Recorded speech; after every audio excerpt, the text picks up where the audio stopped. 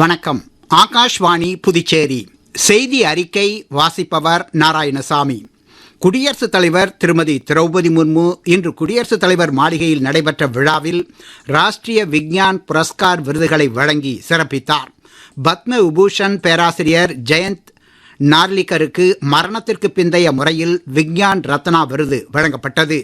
8 விஞ்ஞானிகளுக்கு விக்ஞான் ஸ்ரீ விருதுகளும் 14 இளம் விஞ்ஞானிகளுக்கு விக்ஞான் யுவ விருதுகளும் வழங்கப்பட்டன. இந்திய அறிவியல் தொழில் ஆராய்ச்சி கழகத்தின் அரோமா மிஷன் குழுவினருக்கு விக்ஞான் டீம் விருது வழங்கப்பட்டது. முன்னதாக இன்டெலிஜென்ஸ் பீரோ புலனாய்வு பிரிவு சார்பில் புதுடில்லியில் இன்று நடைபெற்ற நிகழ்ச்சியில் குடியரசுத் தலைவர் திருமதி திரௌபதி முர்மு ஐபி அறக்கட்டளை சொற்பொழிவாற்றினார். பொருளாதாரத்தில் முதலீடுகள் மற்றும் வளர்ச்சியை தூண்ட உள்நாட்டு பாதுகாப்பு மிக அவசியம் என்று அவர் கூறினார்.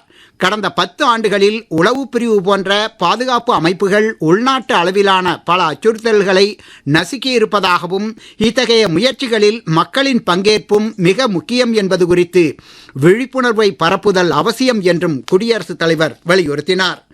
இந்தியாவிற்கும் நியூசிலாந்திற்கும் இடையிலான வரியில்லா வர்த்தக ஒப்பந்தம் முற்றிலும் பெண்கள் மட்டுமே அடங்கிய பேச்சுவார்த்தை குழுவினரால் இறுதி செய்யப்பட்டு வரலாற்று முக்கியத்துவம் பெற்றுள்ளதாக பிரதமர் திரு நரேந்திர மோடி கூறியுள்ளார்.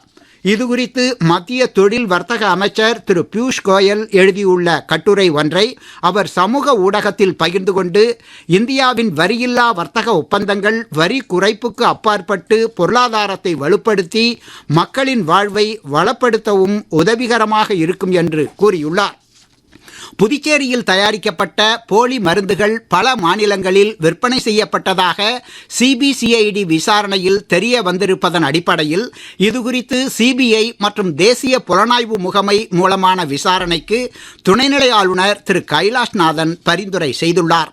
பிரச்சனை குறித்து பல்வேறு அரசியல் கட்சிகள் மற்றும் அமைப்புகள் சிபிஐ விசாரணை கோரியுள்ள நிலையில் பல்வேறு மாநிலங்களைச் சேர்ந்த நபர்களுக்கு இதில் தொடர்பு இருப்பதாக தெரிய வந்திருப்பதால் தேசிய அளவிலான விசாரணை அவசியம் என்ற அடிப்படையில் இவ்வாறு பரிந்துரை செய்யப்பட்டுள்ளதாக துணைநிலை ஆளுநர் அலுவலகம் செய்திக்குறிப்பு ஒன்றில் தெரிவித்துள்ளது. புதுச்சேரியில் மாற்றுத்திறனாளிகளுக்கான 3000 ரூபாய் மாதாந்திர உதவித்தொகை 3500 ரூபாயாகவும் 4800 ரூபாய் உதவித்தொகை 5500 ரூபாயாகவும் உயர்த்தி வழங்கப்படும் என முதலமைச்சர் திரு ரங்கசாமி அறிவித்துள்ளார்.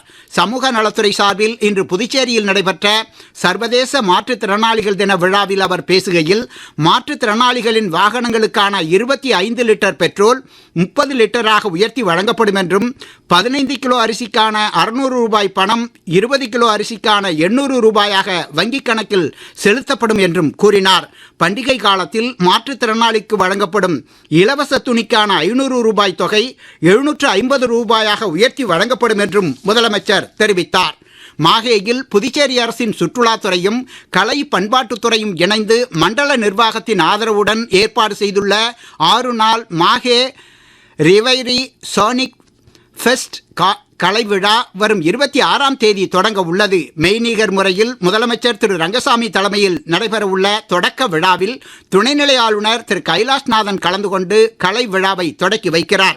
தொடக்க நாளன்று மாஹேயில் மாணவர்கள் உள்ளிட்ட பல்வேறு தரப்பினரின் பங்கேற்புடன் வண்ணமிகு ஊர்வலம் இடம்பெறும். பின்னணி பாடகர் ஸ்ரீனிவாஸ் மற்றும் தாய்க்கூடம் இசைக்குழுவின் இசை நிகழ்ச்சிகளும் இடம்பெற உள்ளன.